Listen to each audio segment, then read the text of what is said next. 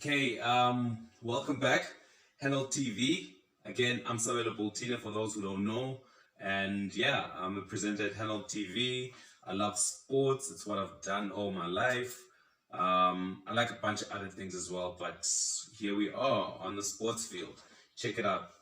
On today's episode on Hanolt TV, I'll be just covering a range of different sports, different competitions, ladies, guys.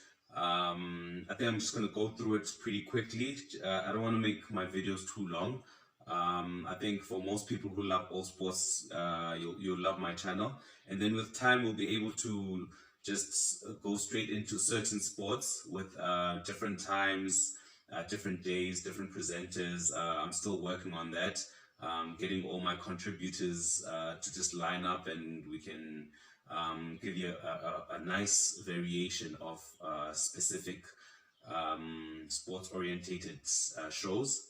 But yeah, very interesting times ahead.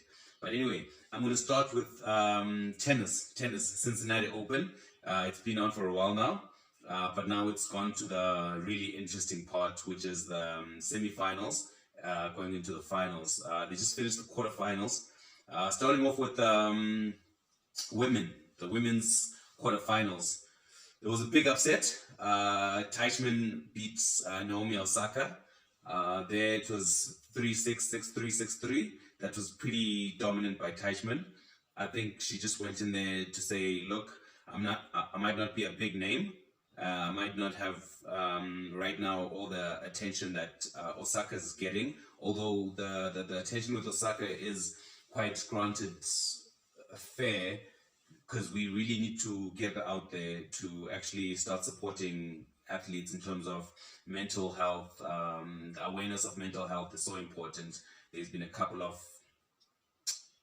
sportsmen and women that have struggled with that over the years, and very few actually come out and talk about it. So Osaka came out to talk about it. There's Biles as well who came out to talk about it, and a couple of others that I would mention basically if I just had the time. Moving on, we've got our quarterfinals that happened, where Barty, who had beat Azarenka in the last 16, another again, I'll call it maybe an upset, not as much as the Teichmann Osaka upset, but Barty beat Azarenka in the round of 16, and she's now beat Kreshkikova 6-2, 6-4 straight sets, and Teichmann, who's actually a wild card, beat Bencic to move into the semis 3-6, 2-6. And of course, we've got our third quarterfinal, Pliskova, who beat Bardoso 7-5, 2-0, and Bardoso retired. Hence, the second set only finished 2-0.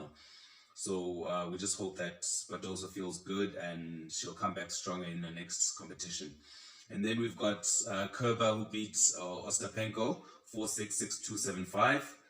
That was quite a mammoth game, going into 3 sets. And besides that middle set, it was quite challenging for both tennis ladies to actually get over the line there. But Kerber eventually getting into that semi-final spot to actually take on Barty, who's really impressed through the Cincinnati Open. Pliskova is going to be playing against the wildcard Teichmann. The Barty match is going to be at 5 p.m. on our time. Pliskova Teichmann is going to be late night, 9 p.m. Moving on to the men's, there's 2 semifinals already there. Zverev versus Tsitsipas is going to be like at midnight. I don't think I'm going to be staying awake for that, but it will be very interesting to see what Zverev can do versus the more experienced Tsitsipas, who's actually been doing very well. Medvedev versus Rublev is going to be at 7 p.m. later on. So maybe I'll check that one out and see how Medvedev does, because I'm quite a fan of his tennis, and he's really shown in recent times a really commitment to actually climb up the rankings. Moving on from tennis, I'd like to talk about golf now. Golf, where our very own South African Ernie Els is tied first on the Champions Tour.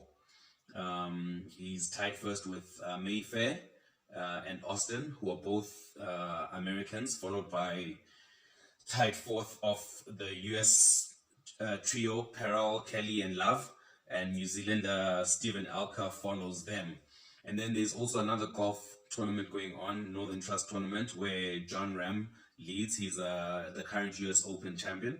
He's leading, and it's crazy what he's achieved at the Northern Trust tournament, because he's actually fired a bogey-free 4 under par in 67 with a one-stroke lead. This is the first time in 110 of his starts in US PGA career that he's gone 36 holes without a bogey. So it's a pretty big thing for him. I remember when I was just watching his interview, he talked about how it's nice to be bogey free, but that's not what's important. What's important is actually winning.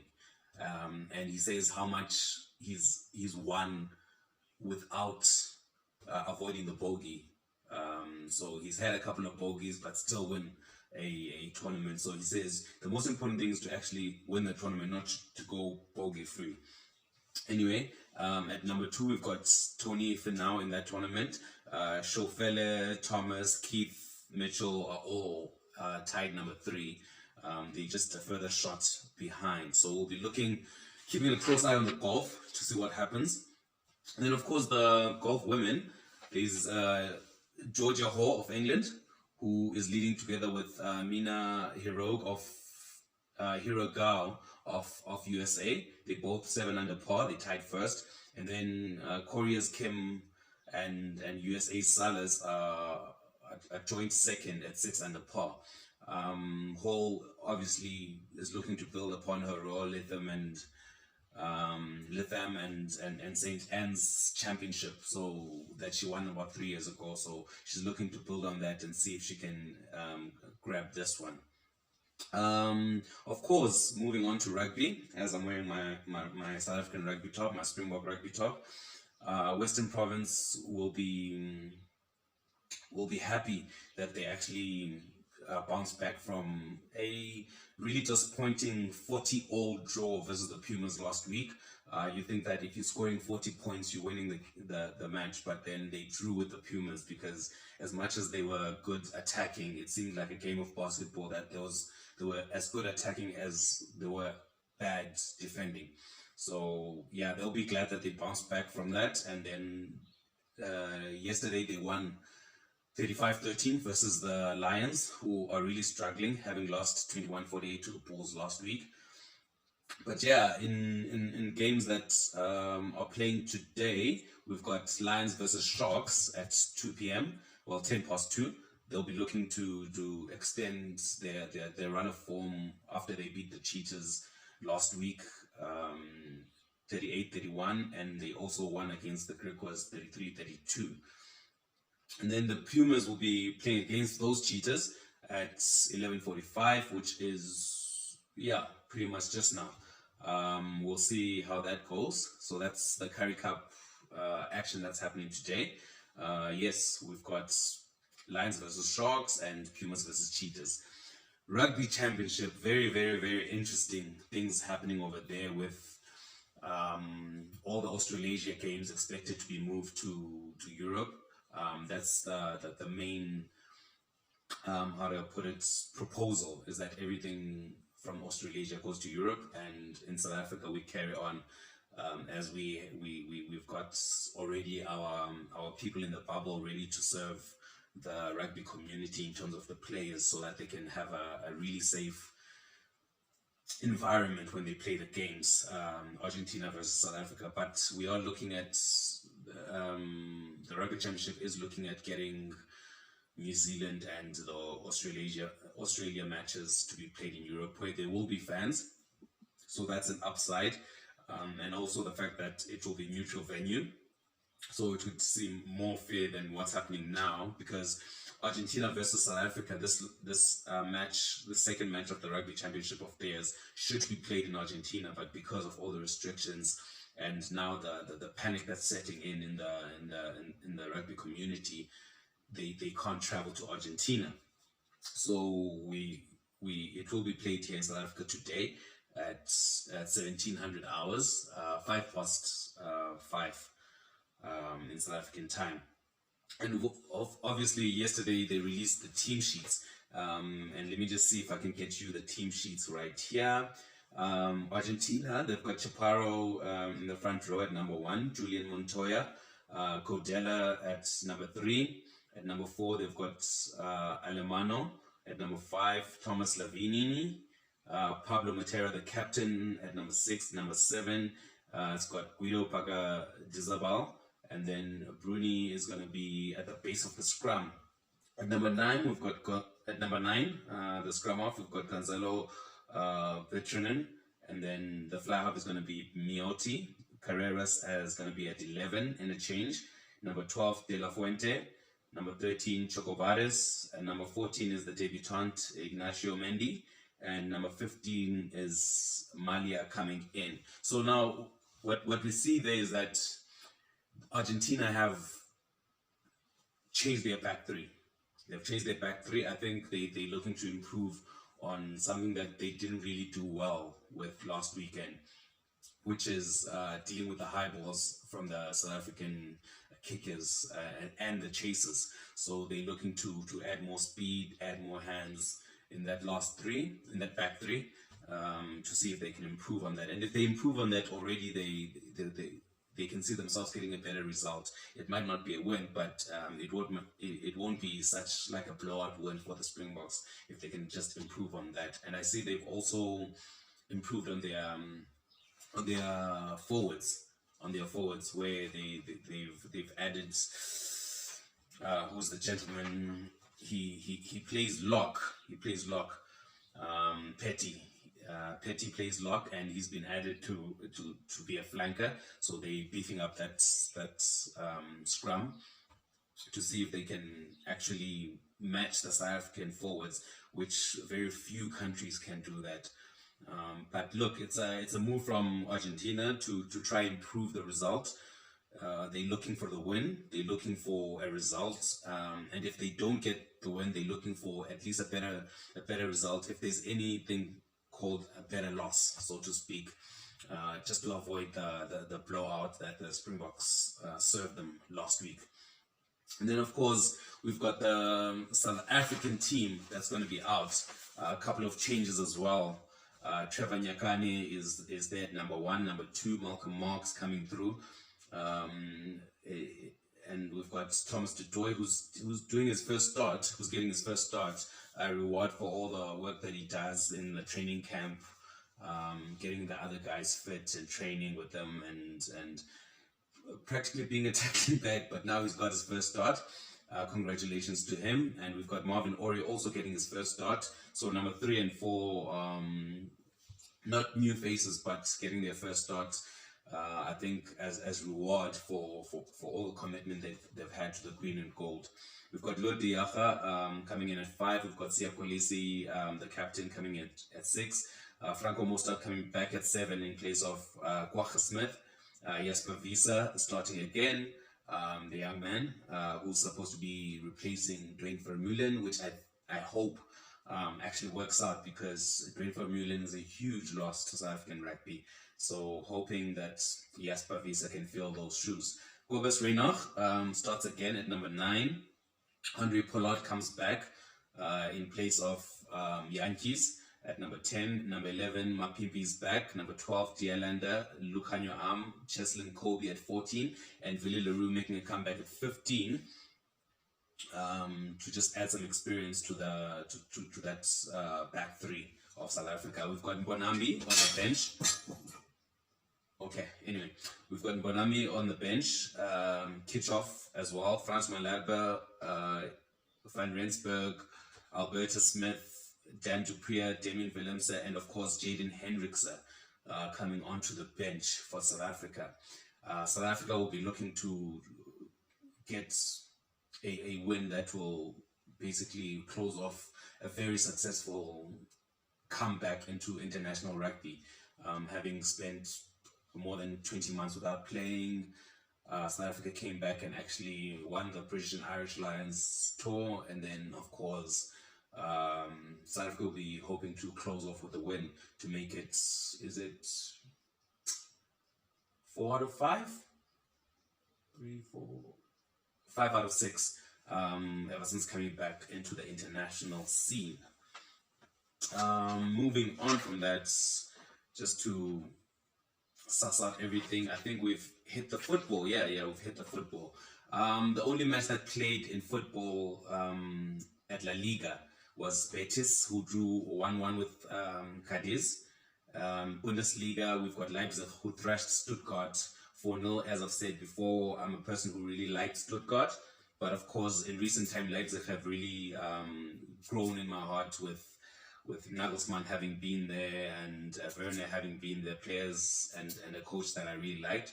But again, talking about a player that I like, Zoboslai, he scored a brace to help them win 4-0 against Stuttgart. Forsberg, another player who did well for Sweden in the Euro Championships, also scored, and Valente to round off the 4-0 win for Leipzig. PSL, the champions, my team, the champions, Mamelodi Sundowns, who actually beat Kaizer Chiefs last week to make it into the MTN 8 semi-final. They beat number 2 Amazulu, last season's PSL number 2 team, surprise number 2 team Amazulu, Benny McCarthy's Amazulu. They lost the MTN 8 quarterfinal last week. And of course, they lost this match, which was the opening match of the PSL, with a last-minute Themba Zwane goal in the first half. Serino, Gaston Serino also got game time. He came on late in the game, so that it was nice seeing him play. We've got Bristol City, who lost to Swansea 1-0 in the championship last night. And then, of course, we've got the EPL starting this Saturday. Today, we've got a game at lunchtime, which is Liverpool versus Burnley, followed by Aston Villa versus Newcastle at 4 p.m. And out of the other 3 4 p.m. matches, we've got Crystal Palace versus Brentford, Leeds versus Everton, Man City versus Norwich, and Brighton versus Watford later on at 6:30. Southampton tomorrow starts it off against Manchester United. The Saints are hosting Manchester United in the 3 p.m. kickoff tomorrow on a Sunday. Wolves versus Spurs is also at 3 p.m. tomorrow on a Sunday. Arsenal is going to be hosting CFC to try bounce back from their Brentford loss, which was a big surprise for the whole league. But of course, some people talk about they expected Arsenal to be bullied by Brentford. I don't know if it's the way they set up, playing more of a tiki-taka type of football, moving the ball around and not really being as physical as Brentford is coming from the Championship. But of course, they have a mountain to climb now, because they'll be playing against Chelsea Football Club, who are boasting Lukaku. They say, look who's back. Lukaku's back. So yeah, we'll see if he starts the game. If he doesn't start the game, he'll surely play a part late in the game. But of course, London Derby, it's always big. We've got players that have crossed over: Peter Cech, Luis and William recently, William Gales, Cesc Fabregas, Nicolas Anelka. And of course, the most colourful of them all, Cole, who actually celebrated against his old team Arsenal, having scored a goal. And of course, we'll be rounding off the EPL with West Ham versus Leicester, which it will be on Monday, which is the late night Monday game at 9 p.m. West Ham versus Leicester. Quite interesting. We'll be see how Jamie Vardy performs then, and to see if Gray is going to get some more minutes for Leicester. But of course, with West Ham having made a comeback win versus Newcastle, we definitely looking to see what Souček, Antonio and Co will do versus that Leicester team. Yeah, so that's the football that we'll be playing this weekend. Moving on from football, we've got motorsports. The great Valentino Rossi of Petronas SRT, 7-time champion, spanning 22 seasons of championships, 26 years of racing. He's announced his retirement. The great Valentino Rossi announced his retirement. He'll be retiring at the end of 2021 season. He's going to become a father for the first time. I don't know if that played a part in him deciding to retire, but he also talked about being competitive, and he felt that he wasn't as competitive enough. He wasn't competitive enough to carry on in motor racing because he loves the competition. He loves being up there on the podium, and he's no longer at that level, being 41 years old. So he's decided to make a retirement at the end of the season. We'll see if he sticks to that or ever changes his mind, because we always love to see the smiling racer in Valentino Rossi. Big news in F1, Japanese GP has announced to have cancelled for the second time in a row over the COVID complexities. It was supposed to be on October the 10th, but now it's been cancelled by the Japanese government, citing COVID issues after the Tokyo Olympic Games were held successfully there in Japan. But then you wonder, did they sacrifice the GP for the Olympics, because the Olympics were supposed to happen in 2020, and having spent so much money that they couldn't even change the name of the Olympics to 2021, they decided to go ahead with it. So they've also made a couple of proposals to have the Japanese GP move to Texas, which is an option. And the FIA is looking to revise the calendar to see how the F1 fans can still enjoy really a full calendar of racing and make the championship worth the champion, whoever wins at the end, with Lewis Hamilton still leading Max Verstappen. You know, I saw an article earlier on when I was checking out the Valentino Rossi retirement stories, and I think it was the Daily Express. They were talking about Lewis Hamilton could learn a thing or two from Valentino Rossi's retirement amid the challenge from Verstappen. And I'm thinking, what are they talking about? It's not even the same. They might be around the same age, but Lewis Hamilton is still winning a lot of races. He's winning a lot of races, and he's the leader right now. He gets podium upon podium, so he's not in the same situation as Valentino Rossi. So I don't know what they're talking about there, but yeah, Lewis, carry on, keep winning. Verstappen, big fan of Max Verstappen's racing. So I think with Lewis in there, it will only make Max Verstappen better and better and better. So I don't know what's happening with that story. I didn't even bother reading it, but let's keep Lewis Hamilton racing against Verstappen, and we'll actually get a great racer in Max. We've got, moving on from motorsport. Oh, before I move on from motorsport, I'd like to shout out Motozar. They come up with the best motorsports news that I've been watching online. So I'm going to be sharing his logo with over here on the right. You can see his logo right there. That's Motozar GP on Instagram, on Twitter, and on YouTube. Check him out. Great motorsport content right there. And then, of course, moving on to athletics, there's the Under-20 World Championships. Big things that won there. First of all, I'd like to shout out to USA's Sha'Carri Richardson. The lady tested positive for marijuana and missed Olympics. She was supposed to be a big draw in the Olympics, but then she missed that out with a month-long ban. I don't know what the rules are with marijuana and racing, because I don't see it as a performance-enhancing drug, personally. And of course, you hear all sort of stuff that, look, if you smoke weed, you slow down. So if she's slowing down, then what's the problem? Let the girl race. You know what I mean? And of course, before I get onto the results and how South Africa's been doing, I'd like to just touch on also Namibia's Maselinga Beatrice, who was told that she can't race in her favorite race, the 400 meter, which she had ran the best time of the year. So she was expected to actually win gold there in the Under-20 World Championships. But all of a sudden they said she can't race because she's got too much testosterone for the ladies that are racing 400 meter, which I don't understand what's the difference if you're racing 400 meter and 200 meter. At the end of the day, it's how hard you train, and if you gain testosterone due to how you were born or how you train, then so be it.